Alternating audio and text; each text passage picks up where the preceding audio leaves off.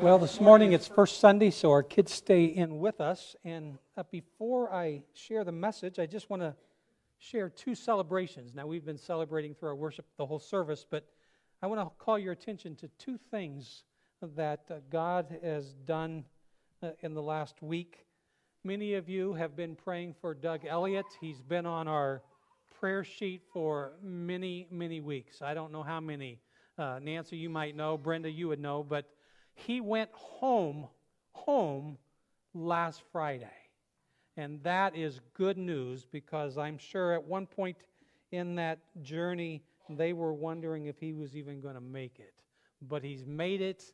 He's home now. And I can't imagine the celebration that took place when he was able to get out of the car and walk into his house. The other, Hannah and Caleb were able to walk here this morning. They moved into their house here on 7th Street on Friday, Saturday, and so they're now Bedford residents, and we can celebrate that as well, okay? And that's been a long time in coming, hasn't it? So, all right. In the early church, the season of Lent was typically a time where new believers were prepared for an anticipated baptism into the Christian faith. And usually that baptism took place on Easter Sunday. So the season of Lent, therefore, focused on spiritual preparation, repentance, the forming of new habits, new relationships, and was accompanied by fasting, biblical training, spiritual guidance. Today, the scope of Lent has broadened beyond just preparation for baptism and has gone into just taking an inward look at our own spiritual walk and the things of the kingdom. And it's had a similar emphasis to that of those that were getting ready for baptism. There was an awareness of our need for grace, which is ongoing, a deep conviction of sin, a profound appreciation for the sufferings of Christ on our behalf, and this hunger to be shaped and formed into a greater likeness of Jesus. The season of Lent usually begins on Ash Wednesday. Well, it does begin on Ash Wednesday, which Ash Wednesday was last Wednesday in this particular year. And it runs through the Saturday before Easter. And it's 40 days, and you might do the math and say, well, that really doesn't add up. But Sundays aren't included, because Sundays are celebration days and worship days. And so if you were giving up something for Lent, fasting or self-denying something, you didn't do that on Sundays, and you started back up on Monday, because Sundays were celebration. So we're in the Lenten season now. And my question would be, what are you giving up for Lent? Some of you might say, well, I'm not giving anything up because I just did that back in January when we had the 21 days. And others of us would say, that was so meaningful that I'm doing it again. And some would say, I didn't do it then, so I'm doing it now. But it's interesting that when it first started, usually people gave up meat for Lent. But now there's a wide variety of things that people give up for Lent. And as I was thinking about what I might give up for Lent, I came across an interesting quote. Lent is for life, not just for chocolate. And then I started to think, if I would let God determine what I would give up for Lent instead of me, what would God choose? Now think about this with me. If we took time to list all the things that God would like to see removed from our lives, don't you think chocolates would not be very high on his list?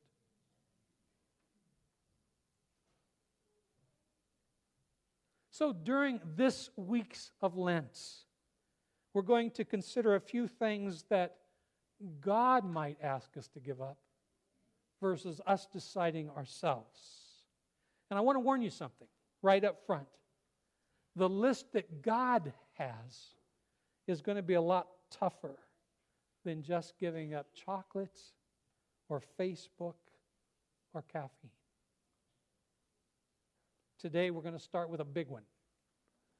And the one we're going to look at today is control. And if there's anything on our God's list, I think it would be that He would want us to step away from the steering wheel, let Him do the leading, and us do the following, right? But what does that look like for us as we live life here in 2020? It doesn't seem like, or there's nothing that marks our society more than our desire for control. And control over practically everything. And this desire seems to be growing and intensifying. That I want to do things my way. I want to be in control. And not only for myself, but for other people as well. And so many of us hold on to control for dear life. We attach ourselves to particular outcomes. We push for things to happen the way we want them to go, and we try to run the show. It's interesting, when our family was in Disney just a few weeks ago, we were riding the Millennium Falcon at Hollywood Studios. And each space capsule held 6 people, and so it was Huck and Hazel, Jared and Phil, and myself, and we didn't have the fast pass, so we waited quite a while in line. But then we got one guy that had come up the fast pass line, and so he was with us. And when you check into this ride, they give you cards, and so Huck and Hazel got the cards of pilots, so they were flying this spacecraft. And then Phil and Jared got the gunners, and so they were there trying to shoot down opposing fire. And then I and this other guy got the engineer cards. And what was interesting was that this other guy was pretty intense. He'd already ridden this ride 3 or 4 times. And we got on at 11, okay? So that tells you. And not only had he ridden this ride 3 or 4 times, but he had a lightsaber with him in this fancy case. And he was really attuned to the score on how we did. And with Huck and Hazel in the pilot seat, they didn't really care. In fact, I don't think they really knew that they were driving this space thing. They were more concerned about the lights and the fear and all this stuff, okay? So, throughout this journey, this ride, we're hearing comments from this guy. We get off, and he's talking about, and making snide comments that we didn't do so well, and it was all because of our pilots and all that stuff. And I thought, this dude has a control issue. Because later in the day, he not only had 1 lightsaber, but he had 2. And I didn't stop him to ask how many times he had ridden the ride either, but I wondered if he did better the other rides than he did on ours. But anyway, so let me ask you a question. How many of you are control freaks? Now come on, be honest. First service, I think we had a little more honesty. I don't know. I don't know if it's because they thought everybody's asleep and they weren't looking at their hands going up. I don't know. But you know how control freaks play out in how we do life? We can see it at work, can't we? If you are a control freak, you are the one who says, you need to do this my way or take the highway. My way is the best way. In fact, it is the only way that this is going to be the most feasibly financially, and so you've got to do it my way. At home, now, I'm just going to tell you right up front as we talk about home, This probably never happens, but it's going to be a little funny, so just pay attention. Husbands, you get the vacuum cleaner out of the closet, and you're vacuuming the carpet, and your wife comes along and says, "The lines are not going in the same direction. You're messing up. You're not doing it right." Or, wives, you decide to help your husbands out and get the lawnmower out. But you don't do it the way he does it. And your lines aren't going the same direction that he would have them go. Now, there's some little rumbling, so I know it's identifying with some of you out there. I'm just not looking to see who it is, the elbows and all that stuff. But that's control issues, isn't it? Or how about driving and the person in the back seat tries to direct you on how to best drive the car? And then you have parents who want to control their children. And when they're young, there's supposed to be some control. But what about a grown child? And the parents still trying to control how they spend their money, or how they make their living, or who they will marry, or how they will parent their children. Isn't that called helicopter parenting? Here's one. And first service, I had a conversation right before church started on this particular illustration. He didn't know it when we had it, but it fit perfectly. Husbands, you're going to JC's with a shopping list that your wife has made. And you hit the mayonnaise, and it's on your list. And you stand in front of the mayonnaise section, and you realize that there are many different brands of mayonnaise, right? And so you say, mayonnaise or mayonnaise? So you look at what the cheapest one is. You take it off the shelf, you put it in your cart, you go to the cash register, you bring it home, and your wife says, "What? This isn't mayonnaise? This is an off-brand." And you learn that you can never go grocery shopping again because you can't do it right, Some of you are relating. But what about the husband, then, that has his wife submit receipts for every expenditure on the credit card because he needs to control the purse strings? Control. It's there. It seems like it's a human tendency. Have I hit on any examples that you're too familiar with? Or does my scenarios trigger another situation where you say, "Hey, that's me. I'm a control freak"? Now, to be honest, all of us probably have a little control freakiness in us, right? We try to control things because we think things need to happen the way we think they should. Or, I know the best way, so just follow along, play along. You're going to see that I'm right.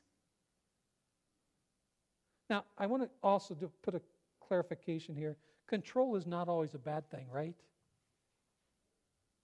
We need to control our emotions. We need to control our tongues. We need to control what we put into our bodies. We need to control what we allow our eyes to see on the internet. So there are things that, and times when control is a good thing. But I'm talking about the inappropriate control.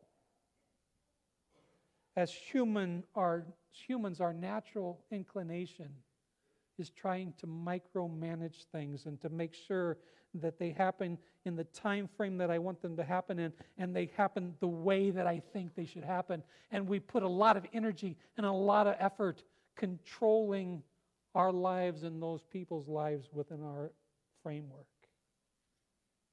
And so we really say to God, "God, I think I need to take the wheel on this one. Things aren't going the way I envisioned them to going, and God, I have a better idea of what I need than you do. So would you just let me have control here?" And not only do I want to have control, but I really would like for you to do this so that I can benefit this way. And then we try to get him to do things our way. Because we believe that we are the ones in charge of our lives, that we can make the right decision. The fall in Genesis chapter 3 introduces us to a control issue and who's going to call the shots.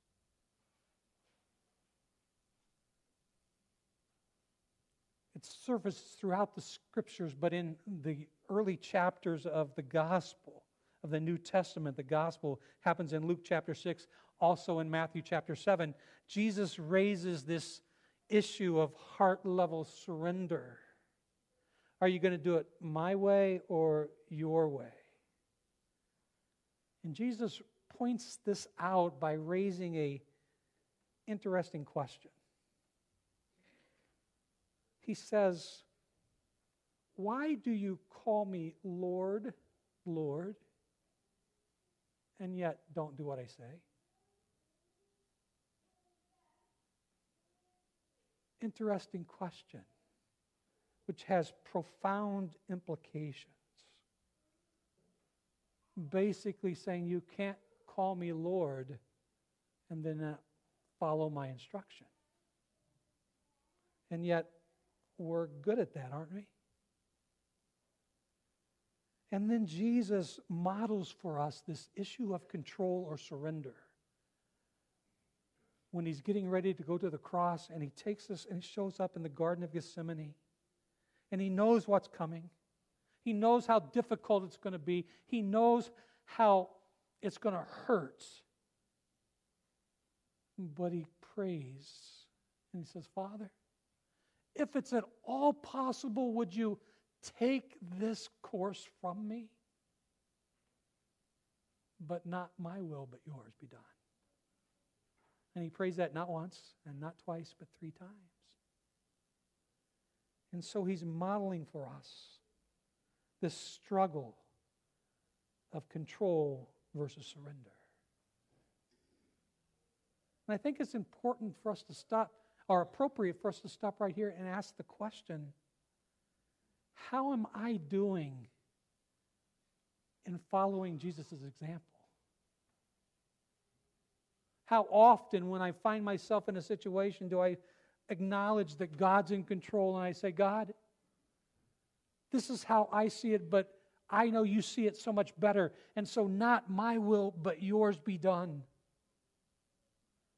Dr. Kinlaw, in his book, The Mind of Christ, I'm reading that as part of my journey through Lent. He tells a story of when they were first starting out in ministry. And he was having a difficult time finding people to serve in places of leadership in the church. But he says there was this one talented young woman who agreed to serve as the adult Sunday school teacher. And as she taught, she was doing a great job. But as she taught, she began to hurt the feelings of some of the people in the class. And one day, Dr. Kinlaw was out visiting in the neighborhood and came across her house and went up and knocked on the door, and he could tell that she was struggling a bit with something, and he said, "What's up? What's the matter?" And she said, "I just received a petition from the adults in the church, and they want me to resign as teacher of the Sunday school class." And Dr. Kinlaw looks at her and says, "You can't do that." And she said, "I must do that. The petition carries some weight here." And she said, "The thing that breaks my heart is that I just got my husband to agree to come to church with me. I hoped that he would come and find Jesus there. Now we can't go back to church because they don't want me." Dr. Kinlaw, very wise even at a young age, said to her, "What would you do if Christ asked you to go back?" "Well, he would never ask me to do that." "Are you sure?" "If I go back, what would happen to my husband? He would mop this middle aisle of the church with the fellow whose name was at the top of that petition. He is that ticked." "Well, if you must go back to church full of bitterness and resentment, you shouldn't go. But if you can go back next Sunday and pray for the woman who's going to teach the class, and you can love on her, it might be different." She exploded in tears. After regaining her composure, she says to Dr. Kinlaw, "Well, it would take a lot of grace to do that." And he said, "Yes, it would. But don't you think that God can give you the grace to do that?" That next Sunday, she was back in church, sitting in the third row of that Sunday school class, praying for her teacher, for the woman who took her place. And Sunday after Sunday after Sunday, she followed that practice. Towards the end of Dr. Kinlaw's time there at that church, he was driving into the church parking lot, and he got motioned over by a guy out in the parking lot, and he said, "Dr. Kinlaw, have you heard what happened to Tom?" Now, Tom is the Sunday school teacher's husband. "Tom got saved last night." "How could that be?" Dr. Kinlaw says. "We aren't in the midst of revival services. It can't happen."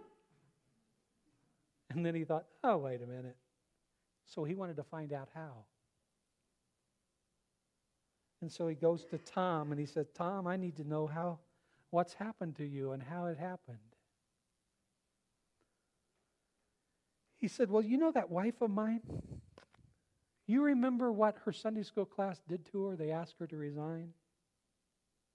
That made me so angry that I was ready to kill them all. But every night before we went to bed, my wife would kneel by the side of her bed and pray for them all. While she prayed, I stewed. But last night, while she prayed, I rolled out of bed onto my knees and I said to her, 'Honey, pray for me. I am the one who needs prayers more than they do.' And he said, beside the bed with my wife, hand in hand, I found God last night." And Dr. Kinlaw goes on to write, it's a universal law. Keep your life for yourself. Maintain control, and it will be a sterile life. But give it up wholly to the Lord. Surrender completely to Him, and it's going to bear much fruit. That's why God would want to add giving up control to a list of things to give up at Lent. Not just so that He can be boss, but because He understands how He created us in this world. And it just functions better when He's calling the shots instead of us. And God's always in control. And we must come to realize that He's controlling every aspect of our lives. He has our best interest in His mind. He wants us to live the purposeful life that He created us to live. And He wants us to believe that He knows much better than we do how it's going to work best. So who's in control? The only person that's in control of everything is God. Proverbs 19:21 reminds us of that. Many are the plans in a person's heart, but it is the Lord's purpose that prevails. So we need to, during this Lenten season, learn to let go and let God have His way. Because it's the best thing we can do for ourselves and others. If we really believe what Colossians 1:17 says, God is before all things and in all things hold together, then we can trust and know that He's got it all under control. And we just need to learn to trust. So learning to trust and learning to give God control is a lifelong process, isn't it? It just doesn't come naturally. We don't just get up one morning and say, okay, today I'm going to completely trust God. And whatever comes our way, we do it. It's a journey that we're on where we acknowledge that He knows best, that we discover that by living it out practically, and we choose by a choice of our will to give up control. So let me share with you 5 things that might help you on this journey. Number 1, I think we have to stop striving and really practice this issue of abiding. Psalm 46:8 says, cease striving and know that I'm God. Get to a point where you realize that it's not all about us figuring it out and putting it all together, but it's resting in who God is and abiding in Him. Number 2, we confess and surrender our need for control. It could be we need to pray a prayer something like this: God, I confess I like being in control. It makes me feel safe and secure. It makes me feel like I have a purpose. But I also know that being a control freak isn't going to take me where I ultimately want to be. I know that in order for me to live my fullest, I've got to allow you to be control, and I need to surrender. But that's not what I'm accustomed to. That's not where I'm comfortable. But I know I got to be there. So be honest, confess that need for control, but to surrender that need. A third is to be still and just know that God's got it. Exodus chapter 14, we see the best Egyptian fighters trying to capture the Israelites. And instead of trying to control every little detail of their escape plan, Moses tells this to the people: don't be afraid. Stand firm. The Lord is going to fight for you. You only need to be still. Now, I can imagine some people trying to figure it all out and saying, well, so-and-so has to do this, so-and-so has to do this. And Moses just says, wait a minute. You're trying to take God's spot. Let Him do it. He's got this. A fourth one is trusts. And in order to develop trusts, I think we need to keep a list in our minds, or maybe even on paper, of the way that God has carried us through in the past. And if He's done it in the past, we can count on Him to do it in the future. And that's where trust builds. Could be that we need to listen to Lauren Daigle's song, Trust in You, and not just once, but have Alexa or a repeat on your phone. Just play that song again and again until it gets in your mind and in your heart, and that's the default that you go to.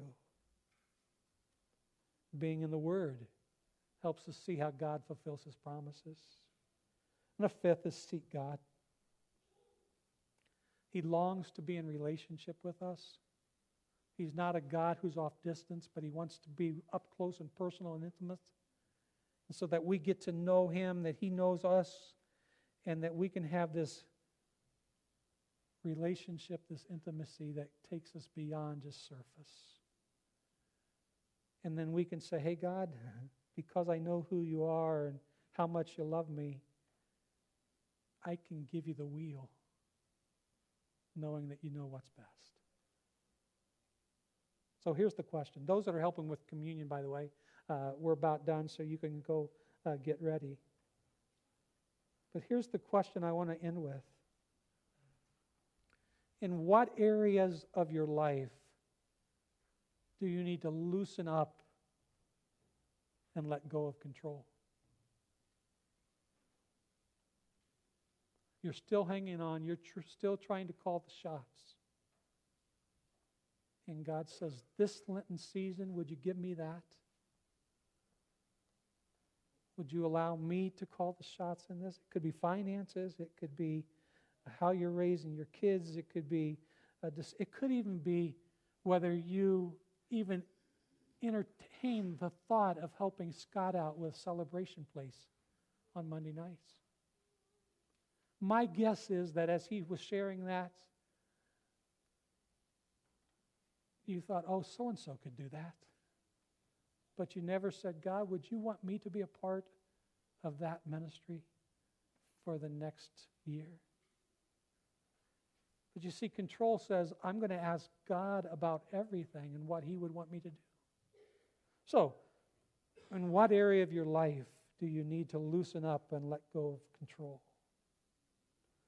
It's only fitting that as we take communion this morning, we could give up that thing to God.